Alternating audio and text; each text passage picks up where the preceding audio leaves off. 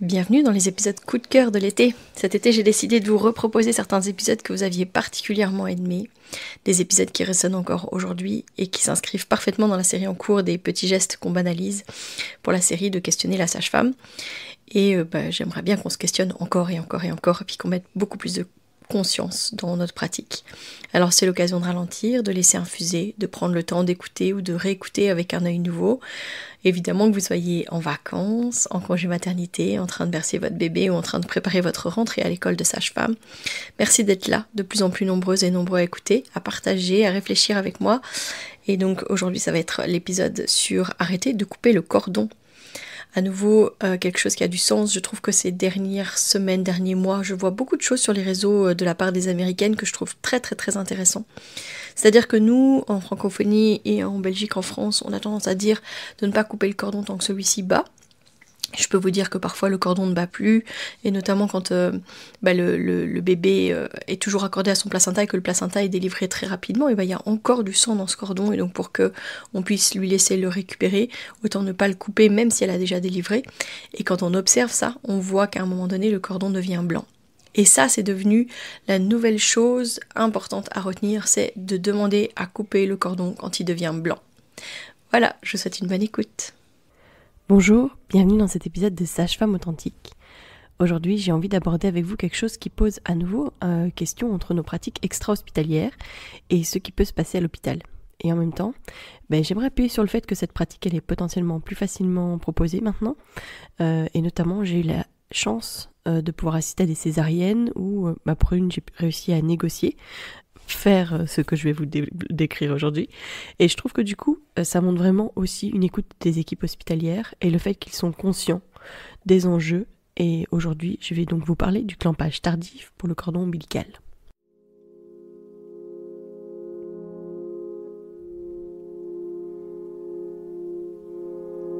Bienvenue sur Sage-Femme Authentique, le podcast qui ouvre les portes de la connaissance et de l'empowerment en matière de naissance. Ensemble, nous allons explorer les vérités de l'enfantement, briser les mythes et les peurs sociétales et célébrer la physiologie innée des femmes et des bébés dans leur voyage vers la naissance. Au cœur de chaque épisode, je vous emmène à la découverte des pratiques authentiques des sages-femmes, loin des murs hospitaliers, que ce soit à domicile ou en maison de naissance. Je suis Mélissa Chambard, sage-femme et maman de 5 enfants, et ici je vous partage mon expérience, mes conseils pratiques, mes découvertes, ainsi que des histoires inspirantes de parents, de sages-femmes et de professionnels de la périnatalité. Ceci pour que vous soyez pleinement acteur de la naissance de votre bébé, peu importe le lieu où vous avez choisi de l'accueillir, dans l'authenticité, la bienveillance, la force et la puissance. Allez, vas-y.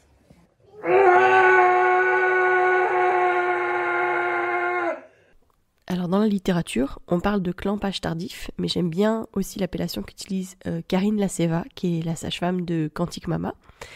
Et elle parle de clampage optimal, parce que tardif, finalement, ça veut dire quoi ?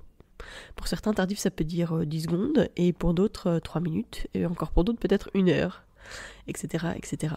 Donc ça n'a pas vraiment de sens. Mais elle explique que en utilisant le mot optimal, c'est vraiment pour aller vers ce qui est le mieux pour le bébé. Le clampage du cordon au moment où c'est le mieux pour le bébé. Le clampage du cordon, c'est une pratique qui a été longtemps standardisée dans les hôpitaux parce que dès la naissance, souvent on dépose le bébé parfois immédiatement, mais ça peut sembler anodin. En réalité, il y a pas mal de conséquences pour le bébé de clamper et couper son cordon de manière directe. Alors aujourd'hui, j'ai juste envie de vous parler justement des avantages du clampage optimal, de ce qui est recommandé même par l'OMS et puis soutenu par de nombreuses études récentes. Et je vais aussi vous raconter l'histoire de certains de nos bébés qui naissent avec nous et en quoi ce qu'on pratique est, je pense, encore plus extrême, mais vous donner un peu tous les éléments de pourquoi est-ce qu'on le fait, comment on le fait. Mais aussi rediscuter de ce qui amène parfois à des questionnements sur nos pratiques. Alors j'ai déjà eu des remarques une fois pour un bébé qui a été hospitalisé vis-à-vis justement du clampage tardif. Alors c'est quoi le clampage optimal ? Donc je vous ai dit, c'est peut-être mieux de parler justement de optimal plutôt que de tardif, non seulement parce qu'en fait on retarde la coupe du cordon, mais quand on le fait au moment où c'est le plus bénéfique pour le bébé, c'est beaucoup plus intéressant. Donc l'OMS, elle recommande d'attendre au moins 1 à 3 minutes après la naissance avant de clamper le cordon, voire jusqu'à ce que celui-ci arrête de pulser. Mais ça veut dire que beaucoup à la fois et pas grand-chose, parce que j'ai pu assister à des naissances où les parents avaient noté, bien spécifié sur leur projet de naissance, qu'ils voulaient clamper le cordon quand il aurait arrêté de battre. Et finalement, on veut absolument faire des prélèvements au cordon, etc., etc. Mais du coup, on leur ment. J'ai vraiment vu ça, on leur dit non mais c'est bon, il ne pulse plus, il est encore vraiment turgescent, il y a plein de sang dedans, même moi à l'œil nu je vois qu'il bat encore quoi. Et ils sont en train d'essayer de les convaincre que c'est maintenant on peut clamper quoi. Donc souvent on dit bon on peut encore attendre un petit peu quand même, voilà, il faut un peu négocier, il faut un peu... Non mais clairement ça arrive souvent finalement qu'on leur mente et puis qu'on clampe le cordon, qu'on coupe, qu'on demande au papa de couper, etc. Donc c'est quelque chose qui est facilement balayé du projet de naissance sans vraiment laisser le choix aux gens quoi. Mais en fait pendant ce temps, tout le temps le sang passe ou le cordon continue à battre, le bébé reçoit encore du sang qui provient de son placenta, qui était dans son cordon ou dans son placenta. C'est du sang, il est riche en cellules souches et en fer.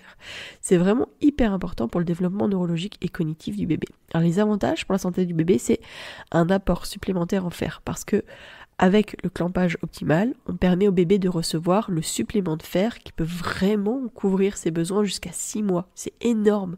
Le fer, c'est essentiel pour le développement du cerveau et du système nerveux central. Et si on coupe le cordon trop tôt, le bébé peut manquer de ce fer et risquer de souffrir d'anémie plus tard. C'est un peu du non-sens quand même de juste couper sans trop se poser de questions. Et selon l'OMS, laisser le cordon pulser pendant 1 à 3 minutes, ça augmente les réserves de fer. Et ça, c'est jusqu'à 50% à 6 mois. Alors, ce fer, c'est vraiment hyper important. Ensuite, donc laisser le cordon battre et le sang revenir vers le bébé, ça va augmenter le volume sanguin. Pendant les premières minutes après la naissance, il y a 30 à 50% du volume sanguin du bébé qui est encore dans le placenta. Donc on laisse le cordon pulser, on permet à ce sang de circuler et de revenir au bébé et ainsi d'augmenter son volume sanguin. Alors ça aide à mieux oxygéner ses organes vitaux, en particulier ses poumons, son cœur, surtout avec cette transition hyper violente finalement de passer de la vie intra-utérine à la vie en dehors de l'utérus. Et ça, on le minimise tellement. Alors qu'on parle souvent des bébés qui dorment beaucoup, qui sont fatigués. Mais clairement, si on nous retire 30% à 50% de notre volume sanguin, évidemment qu'on va être fatigué. On n'a pas toute notre quantité de sang qu'on est censé avoir optimale. Donc aider le bébé dans cette transition, mais aussi pour plus tard. Parce que si jamais on lui vole finalement toute une part de son volume sanguin, qui va partir en plus à la poubelle, ça n'a pas de sens de ne pas lui restituer quelque chose qui lui appartient. Alors maintenant, je vais vous parler des cellules souches. Le cordon ombilical, qui raccorde donc le bébé à son placenta, et dans le placenta, il y a énormément de cellules souches. Donc ça joue un rôle vraiment hyper important dans la régénération et la réparation des tissus tout au long de la vie, mais aussi juste après la naissance. Il faut savoir qu'en fait, le bébé, nous on le voit tout beau, tout rose, mais j'aimerais bien retrouver cette image. J'avais vu, donc si quelqu'un la voit passer, j'aimerais bien que vous me la repartagiez. Mais voilà, j'ai vu une image... une photo qui avait été travaillée au niveau des contrastes, etc. et qu'on voyait en fait que le bébé était comme couvert de bleu. Donc la naissance, c'est très difficile et très physique pour le bébé. Et on peut voir des petites lésions, et notamment par exemple, des fois on le voit au niveau des vaisseaux, au niveau des yeux. Il y a un petit vaisseau qui a éclaté et ça fait une petite tache rouge sur la partie blanche de l'œil. Et ce qu'il y a ici, il peut y en avoir à plein d'endroits, donc des petites micro-lésions. C'est pas une hémorragie massive, c'est des petites micro-lésions un peu partout. Le fait que le bébé était comprimé, qu'il y a une certaine pression, etc., évidemment, ça a des effets. Puis quand il passe dans le bassin, quand même, c'est très, très, très étroit pour le bébé. D'accord ? Alors, heureusement, il baigne dans la relaxine, heureusement, il a eu son adrénaline, etc., pour mieux le vivre, mais il n'empêche que physiquement, il est quand même, en fait, marqué, il y a quand même des choses qui se sont passées. Ces petites lésions un peu partout, en fait les cellules souches, ça va venir aider à réparer ces petites micro-lésions. Alors un jour je vous parlerai de la vitamine K, je sais que c'est dans mes projets, mais je veux vraiment mûrir ce sujet, parce que je sais que ça va être un gros sujet à controverse, et donc juste savoir que la vitamine K, ça a quand même aussi des impacts à ces moments-là. Mais c'est pas le sujet du jour.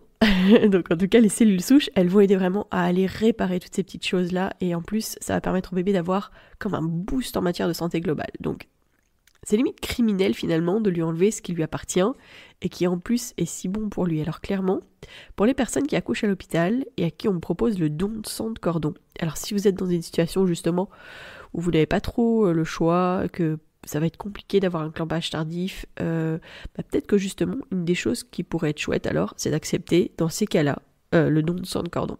Alors le don de sang de cordon, ça va pouvoir aider à la recherche, mais ça va pouvoir aussi aider à des traitements, et notamment des traitements de leucémie. Donc clairement, c'est un geste qui peut aussi sauver des gens, mais c'est bien d'être altruiste et c'est bien de vouloir aider le monde, etc., de vouloir aider les autres, de vouloir donner ce qu'il y a de meilleur. Mais si on en a l'opportunité, c'est peut-être bien aussi de donner cette chance-là à son enfant. Je pense que c'est le meilleur cadeau à lui faire, d'autant plus que le don de sang de cordon, on ne sait pas le faire dans tous les hôpitaux, ni dans toutes les structures. Par exemple, chez nous, on ne le fait pas du tout. Et d'ailleurs, je pense pas qu'on le ferait tout court, mais bon. Il y a des jours où c'est possible dans certains hôpitaux et des jours où c'est pas possible parce qu'ils doivent récolter le sang de cordon assez rapidement. Et donc si jamais par exemple c'est le week-end, je crois que c'est pas toujours possible de donner du sang de cordon. Et donc même si c'est dans votre projet, c'est pas sûr que vous puissiez le faire. N'hésitez pas non plus à avoir votre partenaire qui demande en fait si on va pouvoir faire le sang de cordon ou pas. Parce que si c'est non, mais insistez pour que ce soit votre bébé qui reçoive tout ce sang et que ça ne parte pas à la poubelle, parce que ça serait vraiment, vraiment dommage. Il faut savoir que quand le cordon continue à battre, quand le bébé continue à utiliser son placenta, c'est qu'il en a besoin aussi pour que sa transition soit plus douce. Il a peut-être besoin justement de cette petite aide, de ce petit coup de pouce pendant un certain temps. Et alors, quand on nous dit que ça dure que quelques minutes et puis qu'après c'est fini, ou même quelques secondes, parce que parfois c'est vraiment ce qu'on nous fait sous-entendre, moi je peux vous parler justement d'un bébé, le premier bébé qui est né à la bulle. Lui, son cordon, il a continué de battre pendant 38 minutes. Donc ça, c'est énorme en fait. J'avoue que j'ai rarement eu un bébé qui a eu un cordon qui a battu aussi longtemps. Mais c'est qu'il en avait besoin. C'est qu'il avait besoin justement de pouvoir s'adapter dans la douceur, tranquillement, qu'il avait besoin un petit peu de ce petit coup de pouce pendant quelques minutes, 38 minutes en l'occurrence. Mais voilà. En fait, c'est reconnu que de laisser le bébé raccordé à son placenta, ça va vraiment l'aider pour son adaptation. Et notamment dans les situations où il y aura besoin d'une réanimation. Alors, c'est un des premiers gestes qu'on devrait mettre en place, c'est de ne pas couper ce cordon. Et pourtant, dans les hôpitaux, dans la réalité, la plupart du temps, ce qui se passe, c'est qu'au contraire, on voit que le bébé va pas bien, on clampe très vite le cordon, on coupe très vite le cordon et on va vite prendre le bébé et aller dans une autre pièce pour entamer la réanimation. Alors oui, il faut voir la sage-femme, elle part avec ce bébé tout juste né, tout mouillé, et elle va jusqu'à la table de réa où elle a un pédiatre qui va venir la rejoindre et où ils vont pouvoir entamer les manœuvres de réanimation. Et bien dans les recommandations et dans les choses qui se mettent en place maintenant, et qui est reconnu par des études, c'est le bienfait, c'est de ne pas couper le cordon et d'entamer une réanimation, j'ai envie de dire, entre les jambes de la maman ou juste à côté d'elle, quoi, pour pouvoir aider justement ce bébé en le laissant relié à son cordon parce que pendant ce temps-là, il est potentiellement encore oxygéné par son placenta. D'autant plus que, en fait, ce qui est amusant, c'est que on peut voir des bébés qui naissent et qui ne se mettent pas à respirer. On pourrait être très vite interventionniste, mais si on les observe, en fait, c'est juste qu'ils fonctionnent comme ils fonctionnaient in utero. Ils n'ont pas encore pris leur première inspiration. Et ils sont encore juste en train de regarder le monde, là, et en train de se dire, mais qu'est-ce qui s'est passé ? Ils ont les yeux grands ouverts, ils sont toniques, ils sont bleus, clairement, hein, mais ils sont bleus parce qu'ils sont encore oxygénés par leur placenta. Donc il suffit un petit peu de les booster, de les frotter, gentiment dit aux mamans de leur souffler sur le visage pour essayer de les lancer, mais voilà. Donc c'est la preuve aussi qu'ils savent utiliser leur cordon, même une fois qu'ils sont nés en fait, ça c'est clair. Il a juste besoin d'une transition, une adaptation plus douce, quoi. Alors quand je vous parle de ce petit bébé qui a eu son cordon qui a battu pendant 38 minutes, voilà, nous évidemment on n'a pas coupé son cordon, parce qu'on ne coupe pas les cordons avant au moins 2 heures de vie, mais à l'hôpital clairement, ils auraient clampé à un moment donné, et puis ils auraient dit c'est bon, voilà, ils auraient jamais laissé vraiment jusqu'au bout. Donc ici en tout cas il a pu vraiment bénéficier de tout son oxygène, toute son adaptation, tout son volume sanguin, tout son fer, toutes ses cellules souches, etc. Donc bien que en réalité pendant longtemps il n'a pas fait que récupérer ce qu'il devait, il a utilisé son placenta comme il le faisait in utero. Donc il n'était pas du tout en train de le vider, il a dû faire ça vraiment dans les dernières minutes de vraiment vider son placenta jusqu'à ce qu'il arrête de l'utiliser. Il y a des peurs encore qui sont là, et on coupe très souvent le cordon très tôt parce qu'on dit encore en 2024, et ça me paraît quand même complètement fou qu'on dise encore ça, mais on dit que si on clampe pas le cordon, si on coupe pas le cordon rapidement, le bébé va se vider de son sang parce qu'il y aura un vase communicant et que le sang passera du bébé vers le placenta parce que le bébé posé sur la maman, il est plus haut que le placenta. et que du coup, il faut clamper, il faut couper. Mais ça veut dire que ces gens ne connaissent même pas l'anatomie et ne se rendent même pas compte, en fait, que les veines, il y a des petites valves, en fait, qui fait que le circuit, il va dans un sens, quoi, et que le sang ne repart pas dans la veine. C'est quelque chose de tonique, en fait. Donc c'est complètement ahurissant, en fait, qu'on pense encore à ça.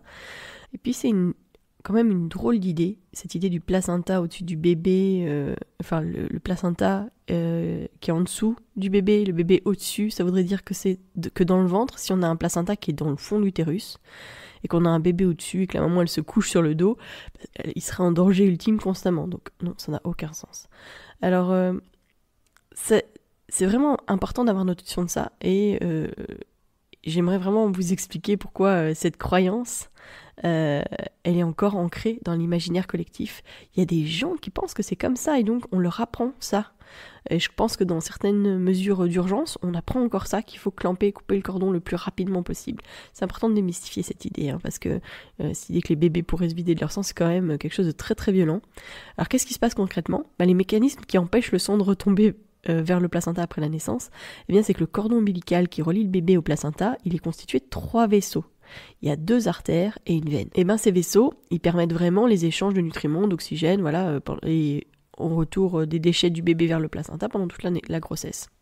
Et après la naissance, il y a plusieurs mécanismes physiologiques qui vont intervenir et qui vont fermer naturellement ce système d'échange, qui va s'assurer que le sang reste dans le corps du bébé. Donc il n'y a pas de vase communicant. Par contre, il va y avoir la vasoconstriction des vaisseaux ombilicaux. Donc avec la naissance, après la naissance, le cordon ombilical, il continue de battre le temps que le bébé en a besoin, puis ensuite le temps que le transfert se fasse entre le placenta et le bébé. Et dès que le bébé est vraiment autonome, que la respiration fonctionne bien et qu'il se débrouille bien, etc., les vaisseaux du cordon ombilical vont commencer à se contracter naturellement et c'est ce qu'on appelle la vasoconstriction. Et cette contraction, elle est progressive des vaisseaux et ça réduit progressivement la circulation sanguine dans le cordon. Et ça empêche le retour du sang vers le placenta. Donc il faut savoir aussi que quand le bébé est dans l'utérus, le placenta, il prend en charge l'oxygénation, la gestion des nutriments, etc. Mais dès que le bébé commence à respirer, par ses poumons, la pression dans son système circulatoire, il change. Et ça favorise le flux de sang vers les poumons et non plus vers le placenta. Et vers ses organes aussi, ses tissus, etc. Donc ça diminue la dépendance au placenta. En fait, il va y avoir une bascule. Il faut savoir que le flux sanguin qui va aller ensuite dans la seule direction du placenta vers le bébé à partir de là. Et ça, c'est parce que quand il prend sa première inspiration, le bébé, il y a un changement de pression. Anatomiquement, en fait, dans le ventre de sa mère, il y a une circulation qui est tout à fait différente, puisqu'il n'y a pas de sang qui va vers les poumons pour l'oxygénation, puisque le bébé est oxygéné par son placenta. Ce qui va se passer, c'est qu'il y a un trou, on appelle le foramen ovale, qui est entre les 2 oreillettes du cœur. Vous savez, donc quand on regarde le cœur, il y a 4 cavités, 2 petites au-dessus et 2 plus grosses en dessous, les 2 oreillettes au-dessus, les 2 ventricules en dessous. Entre les 2 oreillettes, il y a un trou, ce qu'on appelle un foramen ovale, d'accord ? Et en fait, du coup, le sang une grosse partie passe directement de l'oreillette droite vers l'oreillette gauche. Il y a très peu de sang qui va dans le ventricule droit, qui va aller vers les poumons. Ça va être pour oxygéner les poumons, mais ça va pas du tout être pour oxygéner le sang. D'accord ? Quand le bébé prend sa première inspiration, il va y avoir un changement de pression, une espèce de membrane qui s'était formée pendant la vie embryonnaire, qui va venir fermer ce trou, et d'où le bébé commence à rosir. Alors, je vous ai déjà un peu parlé de ça, peut-être qu'un jour, il faudrait que je vous trouve une image pour vous partager, parce que c'est quand même assez fou finalement, les mécanismes qui sont mis en place pour que notre bébé qui était un bébé aquatique devienne un bébé aérien, grâce justement au fait qu'il était oxygéné, nourri par son placenta et relié à son cordon, et puis qu'il prend son autonomie et qu'il commence à respirer tout seul et qu'il va devoir s'alimenter aussi. Donc avec ce changement de pression, donc comme je vous ai dit, tout le sang va aller plus vers les poumons et le cordon il va arrêter de battre et la veine ombilicale qui transporte le sang riche en oxygène du placenta vers le bébé va se fermer également grâce à un processus naturel, la vasoconstriction. Donc quand le placenta va arrêter d'être utilisé, il va y avoir un effet où ce cordon va se vider quand il vient de naître, le cordon il est encore turgescent, rempli de sang. Vraiment, on voit, des fois il y a des bébés, ils ont vraiment des très très gros cordons vraiment remplis de sang. C'est là où on comprend qu'il peut y avoir 30 à 50% du volume sanguin dans le cordon ombilical et dans le placenta. Si on ne voit pas ça, je pense que c'est difficile de s'en rendre compte, mais c'est vraiment ça. Et très vite, on va voir au fur et à mesure des minutes ce sang qui va qui va s'en aller jusqu'à ce que le cordon soit totalement blanc. Alors justement, on me demande pourquoi est-ce que nous, dans notre pratique, on ne clampe pas du tout le cordon avant au moins 2 heures de vie. On pratique comme ça, donc sauf effectivement s'il va falloir bouger la maman parce que le placenta ne vient pas et qu'il va falloir peut-être la mobiliser, la faire changer de position, etc. Ou évidemment s'il y a une hémorragie, on va pas rester sans rien faire. Et dans ces situations-là, en général, on va couper le cordon pour pouvoir agir de manière optimale chez la maman. Ou ça m'est arrivé aussi parce que le cordon était vraiment trop court. Alors là, on va attendre vraiment que le cordon ait arrêté de battre et on va le couper parce que ça sera optimal pour que la maman puisse prendre son bébé contre elle. Alors en dehors de ces situations-là, clairement, dans notre pratique, ce qu'on fait, c'est qu'on ne coupe pas le cordon ou on ne brûle pas le cordon avant au moins 2 heures de vie. Donc dans le moment où on va le faire, au moment de l'examen clinique du bébé. Avant ça, on ne coupe pas, on ne brûle pas, on ne fait rien parce que même si on a l'impression qu'il n'y a rien qui passe, en fait, il y aura encore. Donc même quand on a des placentas qui viennent très vite, et où du coup il y a plus de sang dans le cordon, clairement, quand on dépose le cordon, nous on a des petits bols en inox dans lesquels on les met, comme ça nous permet de bien les nettoyer, etc. Mais dans les petits bols en inox qu'on a, on les pose en fait à côté de la maman, et on peut voir plusieurs heures plus tard que en fait le cordon il est tout blanc. Donc vraiment, il y a encore des choses qui ont fait que le sang est allé vers le bébé, même si le placenta n'est plus relié à l'utérus. Ça aussi, c'est important de le savoir. Donc c'est pas parce que le placenta est né, qu'il est sorti, etc., qu'il y aura plus d'échange. C'est faux. Alors, il y a aussi quelque chose, il faut savoir qu'autour du cordon ombilical, il y a une substance gélatineuse qui est appelée la gelée de Wharton. Et après la naissance, quand la température ambiante change, que l'exposition à l'air augmente, etc., en fait, elle se contracte également et elle agit un peu comme un bouchon naturel. Ça contribue vraiment à fermer les vaisseaux ombilicaux et ça empêche la fuite de sang, etc. Ça aide au retour vers le bébé également. C'est pour ça que le cordon, il est très gros quand on regarde quand le bébé vient de naître, et puis qu'en fait, après il est tout fin, il est tout blanc, il est tout plat. Mais c'est aussi grâce à la gelée de Wharton. Et cette gelée de Wharton, elle protège aussi le bébé in utero des pressions au niveau de son cordon. Même si par exemple il y a un nœud, alors les nœuds très très serrés évidemment pas, mais sinon le nœud il coulisse en fait le long du cordon ombilical. Ça aussi, ça par contre je sais. Vous trouvez une vidéo et je vais vous le partager sur les réseaux sociaux, de la magie de la gelée de Wharton, ça c'est vraiment impressionnant. Mais voilà, c'est vraiment, ça protège pendant la grossesse et puis ça va aider aussi au retour du sang vers le bébé et au clampage naturel finalement du cordon, parce que petit à petit il va se collapser en fait, il va y avoir cette vasoconstriction, etc. Mais c'est tout plat. Quand nous on coupe le cordon, on voit, il n'y a plus rien et on voit juste les 2 artères et la veine. D'ailleurs quand on regarde, ça fait comme un petit bonhomme qui sourit, parce que les 2 artères ça fait 2 petits points et puis la veine ça fait comme un petit sourire. Ouais, c'est un moyen de vérifier qu'il y a tout ce qu'il faut dans le cordon. Donc voilà. Alors, c'est quoi les précautions à prendre et les situations à risque ? Je vous en ai parlé clairement. Je pense que dans beaucoup de pratiques hospitalières, je pense que l'urgence de clamper le cordon, c'est une situation de réanimation. Et en fait, peut-être que pas. En tout cas, même dans l'OMS, maintenant, les recommandations, c'est de laisser le cordon relié à la maman. Pour pouvoir justement entamer les premiers gestes de réanimation, mais d'avoir l'aide supplémentaire du placenta. En dehors de ces moments-là, ça peut être important quand même de le mentionner, comme je vous l'ai dit, c'est-à-dire que nous, on clampera avant s'il y a une hémorragie et qu'on doit agir rapidement, parce qu'évidemment, la priorité, c'est pas de laisser le bébé raccordé à son placenta, mais c'est de pouvoir agir sur la maman. Donc, on va faire le clampage, on va couper et on va mettre le bébé, par exemple, près du papa.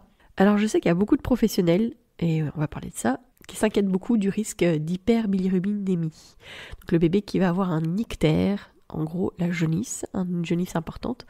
Les études, elles ont montré que ce risque, en fait, il est minime par rapport aux avantages du clampage optimal pour le bébé. Mais l'idée, c'est que s'il y a plus de sang, il y a aussi plus de globules rouges, et donc quand il se dégrade, il risquerait d'avoir plus de bilirubine, puisque c'est une substance qui est dans les globules rouges quand ils sont dégradés, quand ils sont morts en fait, et que le corps les dégrade. Et donc on risquerait d'avoir plus de jaunisse compliquée. Alors la jaunisse, ça peut être tout à fait physiologique. On sait maintenant aussi que si les bébés ont ces petits ictères un peu physiologiques, c'est parce que ça joue un rôle dans la défense contre certaines infections. Donc c'est tout à fait normal. En fait, cet état-là, il faut s'assurer évidemment que l'état clinique du bébé est ok. Pour ça, je vous invite à avoir une sage-femme qui va passer chez vous, qui va s'assurer que c'est ok. Et si jamais au contraire elle est inquiète, qui pourra faire une prise de sang et qui pourra vous envoyer à l'hôpital. Parce qu'on pourrait vite s'inquiéter d'un bébé jaune, mais s'il a une bonne clinique, qu'il est tonique, qu'il boit régulièrement, qu'il s'éveille tout seul, etc., c'est ok en fait. La plupart du temps, c'est ok. Si on n'est pas dans une situation où il y a un problème de compatibilité résus ou de groupe ou sous-groupe sanguin, en dehors de ces situations-là, en fait, normalement, c'est tout à fait normal. Donc voilà, c'est vraiment important d'avoir un suivi aussi en postpartum. Je vous en ai pas parlé dans le moment où il fallait prendre contact avec des sages-femmes, mais si jamais vous allez accoucher à l'hôpital et que vous n'avez pas de sage-femme pour le retour à domicile, c'est important de prendre contact avant d'avoir accouché. Justement pour s'assurer que tout va bien et dans les suivis, elle vérifiera la coloration de votre bébé. Bref, on va revenir vers cette histoire de hyperbilirubinémie. Mais c'est intéressant parce que il suffit juste d'avoir cette surveillance qui est tout à fait correcte. Et dans ce cas-là, vraiment, je pense que les bénéfices à long terme surpassent largement ces petits problèmes de début de vie où un bébé peut être un peu jaune, quoi. Mais par contre, j'ai déjà eu des remarques et une fois, ça m'a vraiment beaucoup marqué parce que il y a une fois un bébé qu'on suivait à la maison de naissance qui s'est infecté. Donc j'ai été le voir, je pense ça faisait à peu près 48 heures de vie. Et quand j'étais le voir, clairement, il chauffait. Donc là, on ne se pose pas de questions. Quand on a un tout petit comme ça qui chauffe, on va à l'hôpital. Et là-bas, il va y avoir tout un check-up, on va lui faire des prises de sang, etc. Donc on est arrivé aux urgences, et tout de suite, ils ont commencé à essayer de piquer le bébé parce qu'il fallait faire une prise de sang, vérifier justement si jamais on pouvait identifier qu'est-ce qui le rendait malade, etc. Et ce jour-là, je me souviens, ils ont eu énormément de mal à poser un cathéter, à faire la prise de sang, etc. C'était très compliqué. Et donc ils ont fait venir une infirmière de néonate qui avait une petite lampe pour lui permettre de voir les petits vaisseaux du bébé et essayer de piquer. Et vraiment, elle m'a dit à un moment donné, ce bébé, il a eu un clampage tardif. J'ai dit, bah oui. Ah bah oui, ça se voit, hein, c'est vraiment du boudin. Mais qu'est-ce que c'était violent. Donc elle sous-entendait qu'il y avait tellement de sang que limite le sang était coagulé comme dans du boudin, quoi. C'était quand même assez gros. Alors que, clairement, je pense que c'était difficile de piquer ce bébé, que c'était compliqué, non pas parce qu'il avait eu un clampage tardif ou optimal, ou enfin voilà, mais clairement peut-être parce que au niveau de son infection, de sa fièvre, ça rendait les choses beaucoup plus difficiles. Ça me pose quand même question quelle est cette vision-là de se dire en fait c'est mauvais, ça se voit là, que c'est pas bon de laisser le bébé raccorder à son placenta, mais bon. Le clampage optimal, ça concerne effectivement le bébé, mais c'est aussi une manière de respecter le rythme de la famille, parce que quand le bébé vient d'arriver, c'est un moment tellement intense, c'est très fort, et en fait c'est se donner le temps pour que le lien se fasse naturellement et pour qu'on ne soit pas déjà à perturber ce moment-là et à dire au papa est-ce que tu peux couper le cordon, etc. Non, c'est juste laisser le temps à la famille de s'adapter et en fait au bébé d'avoir le temps de s'adapter, d'avoir le temps d'atterrir tranquillement et de pouvoir encore bénéficier de son placenta pour pouvoir justement le faire sans souci. Et on voit ces parents qui observent le bébé, qui change de couleur, qui s'adapte de mieux en mieux, qui fait des petits bruits, etc. Mais aussi qu'il le fait en douceur. On n'est pas forcément dans le trash parce que si on leur coupe le cordon, c'est comme si on te jetait à l'eau puis qu'on disait « Ah, maintenant il faut que tu respires dans l'eau ». C'est quand même violent, quoi. Si on en avait la capacité, évidemment, mais je veux dire, si on devait changer comme ça de manière de faire en l'espace de quelques secondes, c'est quand même super violent. Voilà. Donc s'adapter en douceur, tranquillement, je pense que c'est hyper important. Pas précipiter la séparation, on les laisse encore raccorder et on laisse le bénéficier de tout ce qu'il a à bénéficier, à récupérer de manière extraordinaire toutes ces cellules souches, etc. dans son placenta. Karine Lacéva, dont je vous ai parlé au tout début du podcast, dans ses articles, elle parle de ce lien sacré qui existe entre le bébé et son placenta, et elle va jusqu'à dire que c'est un crime de priver un bébé de son sang vital.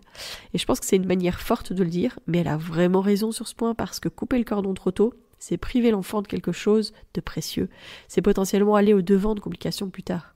Alors il y avait juste à patienter un petit peu. Donc j'espère que cet épisode vous a éclairé sur l'importance du clampage optimal ou clampage tardif. Et si vous attendez un bébé, si vous accompagnez des naissances, je vous encourage vraiment à vous poser des questions justement sur ça, sur le clampage optimal. Le fait d'en parler avec les équipes médicales, de défendre le fait que vous voulez qu'on fasse un clampage plus retardé du cordon, je le disais dans l'introduction, j'ai eu la joie d'assister, enfin je sais pas si on peut vraiment dire la joie, mais j'ai pu assister à 2 césariennes, une au mois de mai et une au mois de juillet. Au mois de mai, l'équipe elle-même, en fait, a fait un clampage tardif avec la césarienne, donc ça j'ai vraiment trouvé ça super chouette. C'est la gynécologue qui a emmitouflé le bébé dans un essuie stérile et voilà, qui a gardé le bébé tout près du petit champ, transparent où la maman pouvait voir son bébé, et qui a attendu que le cordon arrête de battre. Donc ça, c'était vraiment très chouette. Puis dans une autre césarienne que j'ai accompagnée au mois de juillet, là, c'est une question que j'ai posée le jour même en parlant avec la gynécologue, au sur le moment qui m'a dit « Ah non, on va pas pouvoir faire ça, c'est quand même assez compliqué, il faudrait que la sage-femme se brosse, donc en fait qu'elle se mette en tenue stérile, etc. » Finalement, il a suffi de demander, la sage-femme, elle a accepté. Et donc clairement, ce bébé a pu bénéficier de tout ce qui était bon pour elle. Donc ça, c'est vraiment un beau cadeau. Et c'est vraiment extraordinaire. Et donc dans les pratiques, mais moi je pense que justement elle change, que le monde de l'obstétrique peut aussi s'adapter à ce genre de besoin. Donc n'hésitez pas à le mettre dans vos projets de naissance. Je vous rappelle que vous pouvez aller télécharger un projet de naissance pré-rempli que je vous ai préparé, que je vais vous remettre en lien dans la description de cet épisode, mais je crois que c'est vraiment hyper intéressant de reparler de ce sujet là maintenant, que vous avez compris en quoi est-ce que c'est hyper important pour le bébé de pouvoir laisser son cordon battre au maximum, voire même de faire un clampage beaucoup plus tardif, parce que rien n'empêche en fait de faire comme on fait chez nous, c'est-à-dire de laisser le bébé raccordé à son placenta, d'accueillir le placenta et de le mettre à côté, et puis de raccourcir le cordon après, et de s'en occuper plus tard. Rien n'empêche de faire ça. Mais voilà, c'est encore un petit pas de plus, et dans les choses qu'on peut mettre en place, et dans les choses qu'on peut peut-être négocier aussi auprès des équipes médicales. Donc chaque naissance est importante.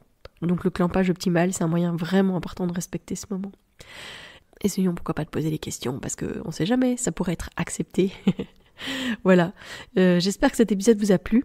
Et comme à chaque fois, si jamais c'est le cas, n'hésitez pas à le partager parce que c'est vous qui avez le plus d'impact sur la manière dont ce podcast voyage. Donc vraiment, merci à tous ceux qui le font. Je vous remercie vraiment du fond du cœur. Donc vraiment juste un petit partage sur vos réseaux sociaux, un petit mot pour pousser les gens à aller découvrir l'épisode. N'hésitez pas à me taguer, comme ça moi je peux le repartager, je peux échanger avec vous, etc. C'est vraiment un merveilleux cadeau. Voilà, je vous donne rendez-vous mercredi et d'ici là, portez-vous bien.